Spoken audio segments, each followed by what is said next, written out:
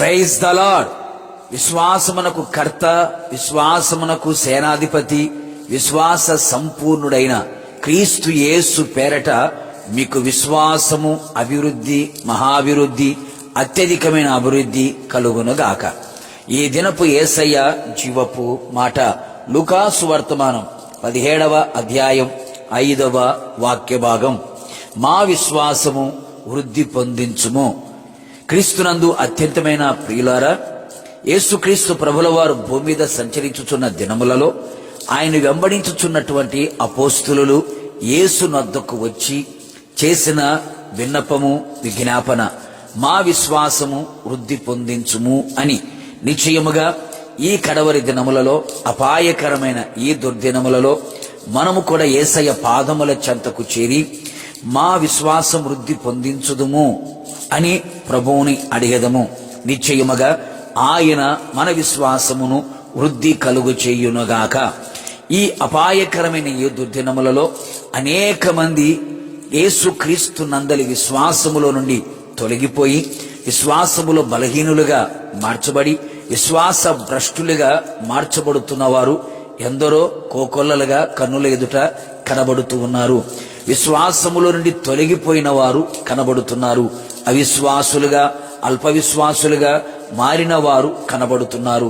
కారణము కూడా లేకపోలేదు. వారి జీవితములో ఎదురవుతున్న ప్రతి శోధన, ఇరుకు, ఇబ్బందులు, ప్రతికూలమైన పరిస్థితులు, ఎంత ప్రార్థించినా జవాబు రాకపోవడం, అలాగే దేవుని వాగ్దానాల మీద నమ్మకాన్ని కోల్పోవడం, ఇలాగ ఎన్నో ప్రతికూలమైన కార్యాలు వారిలో నుండి విశ్వాసాన్ని తొలగించుచున్నట్టుగా మనం చూడగలుగుతున్నాం. ఎప్పటికీ ఎన్నటికీ దేవుని వాక్యం మీద విశ్వాసాన్ని కోల్పోకూడదు. దేవుని వాగ్దానముల మీద మన విశ్వాసాన్ని కోల్పోకూడదు.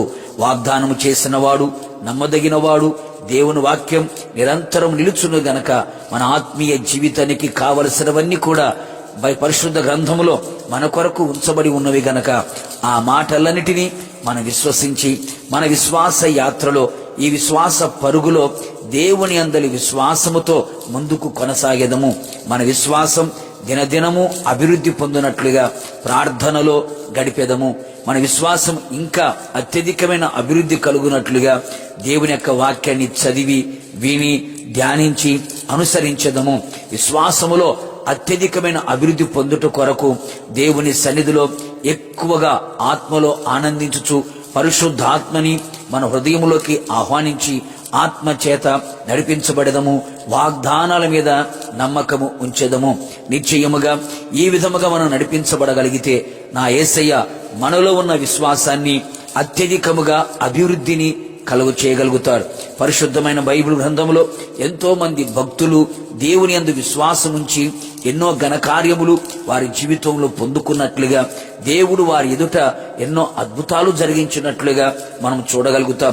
హెబ్రీలకు రాసిన పత్రిక 11వ అధ్యాయమును మనము చదవగలిగితే విశ్వాస వీరులందరూ అక్కడ మనం కనబడుతారు. విశ్వాసము ద్వారానే ఎర్ర సముద్రం ఎండిపోయినట్లుగా, విశ్వాసము ద్వారానే యోర్దాను ఏకరాశిగా నిలబడినట్లుగా, విశ్వాసము ద్వారానే ఎరుకో గోడలు కుప్పకూలినట్లుగా, విశ్వాసము ద్వారానే అగ్ని బాణాలు చల్లార్చబడినట్లుగా, విశ్వాసము ద్వారానే సింహపు నోలు మూయబడినట్లుగా, రాజ్యాలు జయించినట్లుగా, వాగ్దానాలని స్వతంత్రించుకున్నట్లుగా, బలహీనులు బలవంతులుగా మార్చబడినట్లుగా లేఖనాలు సెలవిస్తున్నాయి కదా. ఇక ఆలస్యం ఎందుకు?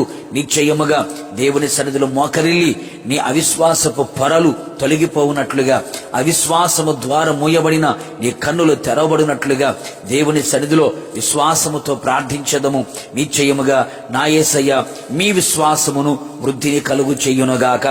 మీ విశ్వాసము ద్వారా మీకు రక్షణ కలుగుతుంది. మీ విశ్వాసము ద్వారా మీ శరీరముల స్వస్థత